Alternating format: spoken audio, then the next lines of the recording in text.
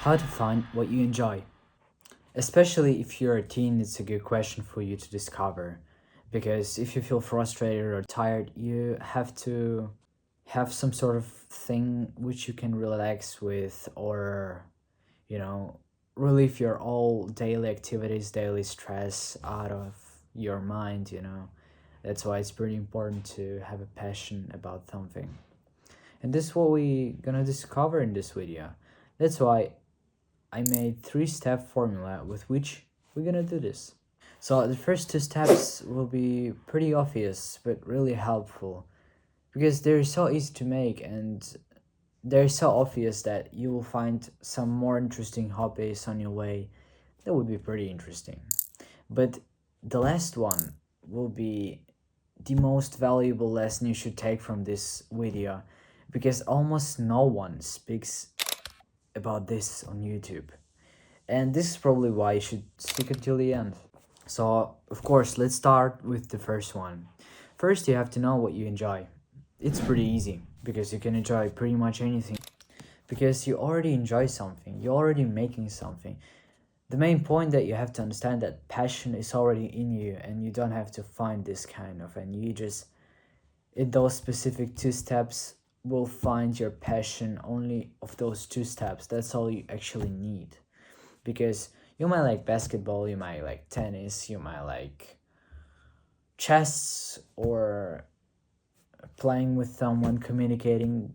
There are so much hobbies to explore, and I think you might found at least one hobby of it which you kind of enjoy or relieve your stress with, at least. Which leads to step number 2, which is you already know what you enjoy.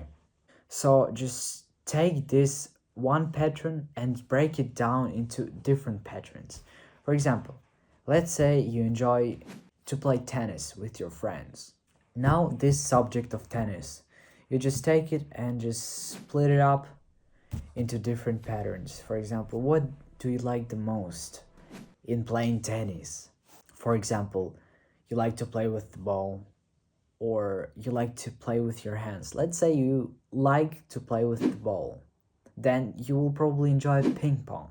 And from the ping pong, you will take another thing which you enjoy. For example, you will enjoy more, you will discover more. For example, you play tennis, now you play ping pong. You like ping pong because you love to play with hands. If you will love to play with hands, you might start a basketball. And from the basketball, you might love to make tricks, goals.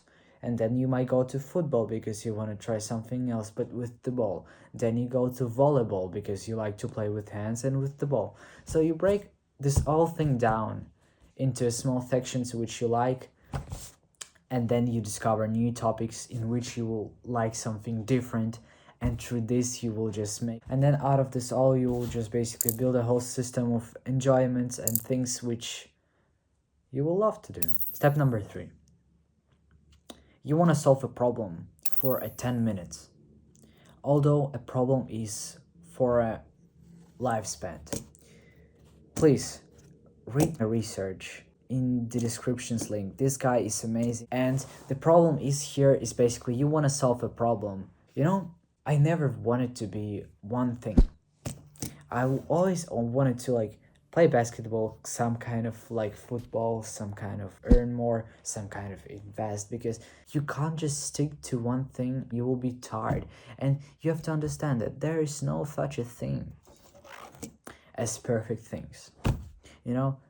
If you have a perfect job, one day, okay, you will wake up, you will enjoy every second of what you're doing, but in 5 years you will get tired and you won't enjoy it anymore like before. And this is the most valuable thing you can learn, because balance is everything.